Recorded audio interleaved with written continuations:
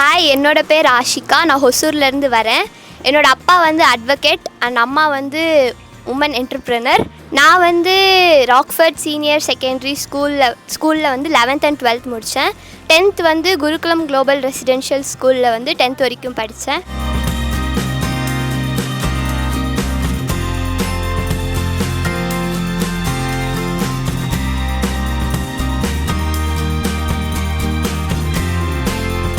NEET படிச்சிங்களா?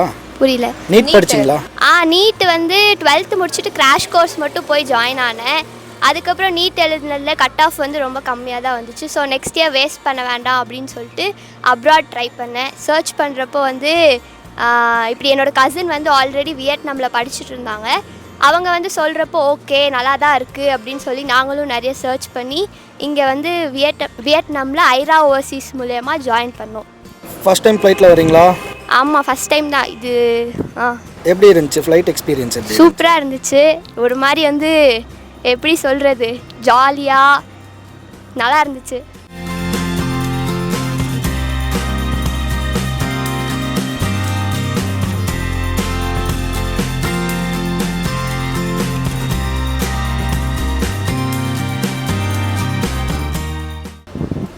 BMTU ஏன் choose பண்ணீங்க? First கேந்தோ பார்த்தோம். அதில் வந்து 12th மார்க் வந்து 85% மேலே இருந்தால் தான் அட்மிஷன் சொன்னாங்க.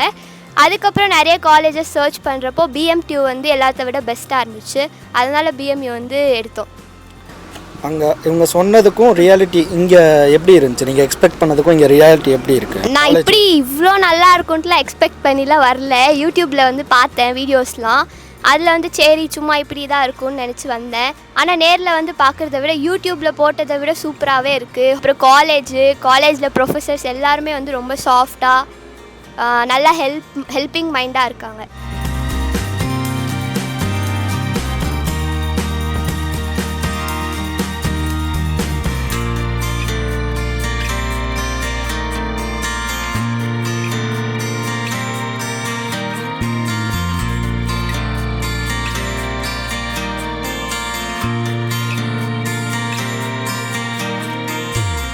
இங்கே ஹாஸ்டல் எல்லாமே நல்லா இருக்கா? ஹாஸ்டலில் வந்து எல்லாம் சூப்பராக இருக்குது. ஃபுட்டெல்லாம் இந்தியன் ஃபுட்டும் வந்துட்டு வீட்டு டேஸ்ட்டோடு தான் இருக்குது. சூப்பராக தான் இருக்குது.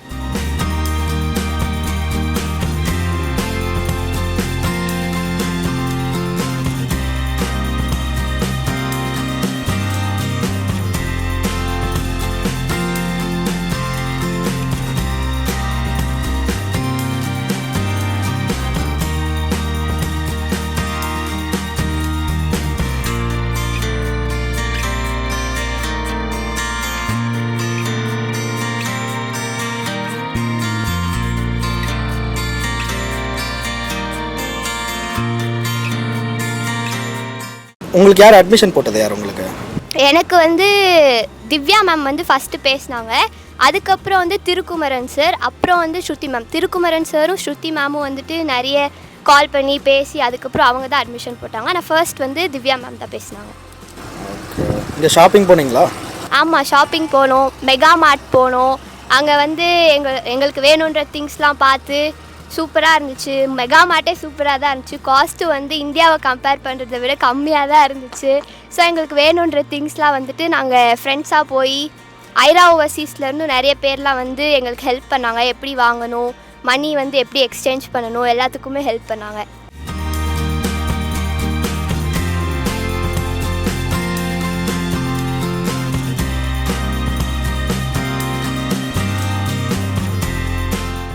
அட்மிஷன் ப்ரொசீஜர்ஸ்லாம் எப்படி இருந்துச்சு உங்களுக்கு? ஈஸியாக பண்ணி கொடுத்தாங்களா? அட்மிஷன் ப்ரொசீஜர்லாம் வந்து ஈஸியாக தான் பண்ணி கொடுத்தாங்க.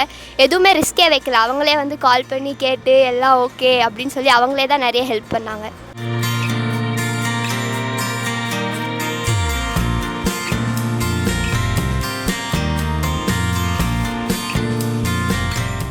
இந்த காலேஜ் உங்கள் ஃப்ரெண்ட்ஸ் அண்ட் ஃபேமிலி யாருக்காவது சப்போர்ட் பண்ணுவீங்களா?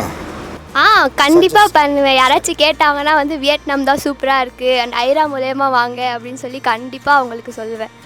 ஓகே, இனிமேல் இந்த காலேஜில் அட்மிஷன் பண்ணணுன்னா யாரை காண்டாக்ட் பண்ணணும்? திவ்யா மேம்.